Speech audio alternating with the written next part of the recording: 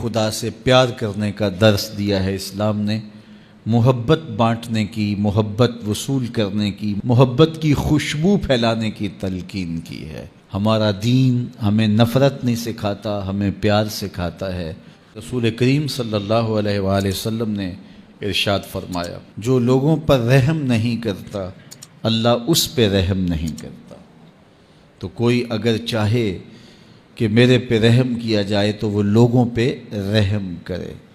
ہمارے ایک بزرگ تھے، تو جب بھی انہیں غصہ آتا تو فوراً معاف کر دیتے۔ تو ایک دن فرمانے لگے کہ میں اس لیے معاف کر دیتا ہوں کہ اللہ مجھے معاف کر دے۔ تو جو لوگوں پر رحم نہیں کرتا اللہ اس پہ رحم نہیں کرے گا۔ اس لیے مخلوق خدا پر رحم کیا جائے۔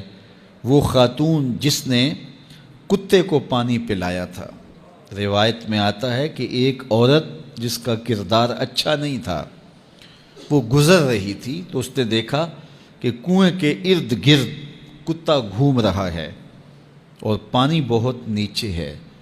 سمجھ گئی کہ یہ پیاس کا مارا ہوا کتا پانی کی تلاش میں گھوم رہا ہے، تو اس نے اپنا جوتا اتارا اور جوتے کے ساتھ دوپٹہ باندھا اور پھر اس کو لٹکایا اور پانی نکال کر کے کتے کو پلا دیا۔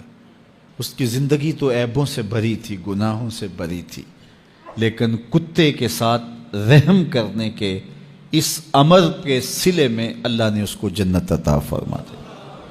تو یار اگر ایک کتے کو پانی پلایا جائے تو رب جنت بانٹتا ہے، تو انسانوں کے ساتھ شفقت کرنے والوں کو اللہ کتنا کچھ عطا فرمائے گا۔ اللہ اکبر۔ آئیے ایک فرمان اور سنیے۔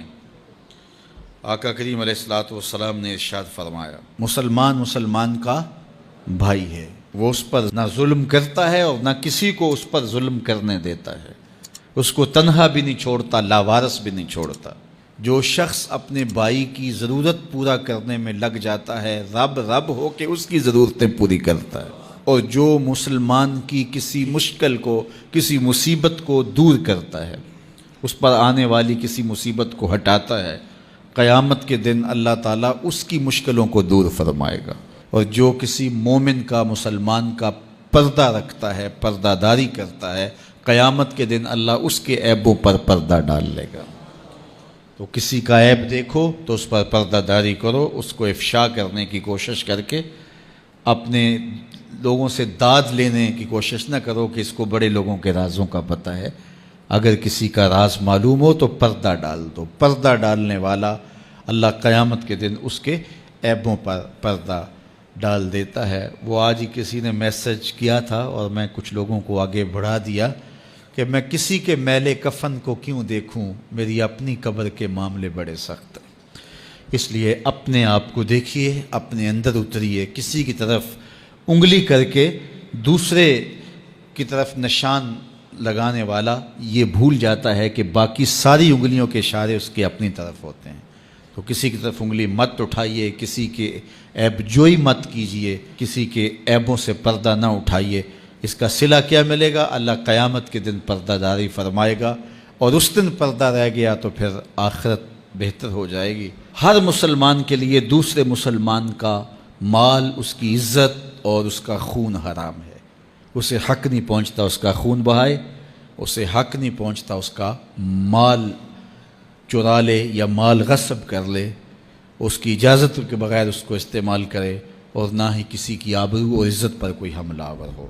اپنے لیے، دوسروں کے لیے محبت اور پیار کا درس ان احادیث میں دیا گیا ہے۔ اس عنوان سے آقا کریم علیہ الصلوۃ والسلام کے روشن فرامین ہیں جو ہمارے لیے خضر راہ ہیں اور زندگی کے اندر اجالے اور روشنیاں بانٹتے ہیں۔ تو ہم ان کو اپنی زندگی کا سرمایہ بنائیں۔